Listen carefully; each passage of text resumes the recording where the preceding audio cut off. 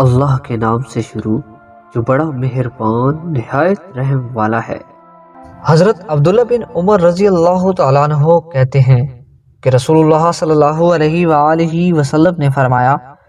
کسی گھونٹ پینے کا ثواب اللہ تعالیٰ کے یہاں اتنا زیادہ نہیں ہے جتنا اللہ تعالیٰ کی رضا کے لیے غصے کا گھونٹ پینے کا ہے۔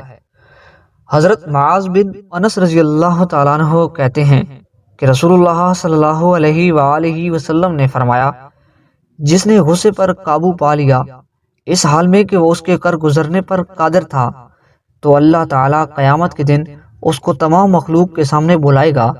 اور اختیار دے گا کہ وہ جس حور کو چاہے اپنے لیے چن لے۔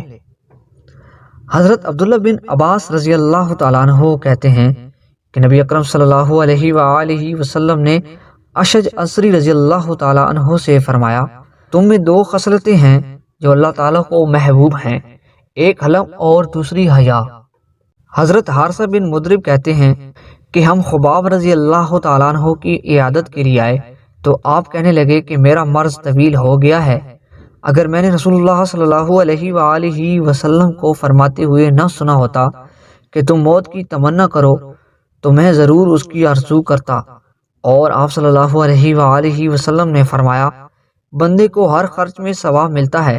سوائے مٹی میں خرچ کرنے کے، یا فرمایا امارت میں خرچ کرنے کا ثواب نہیں ملتا ہے۔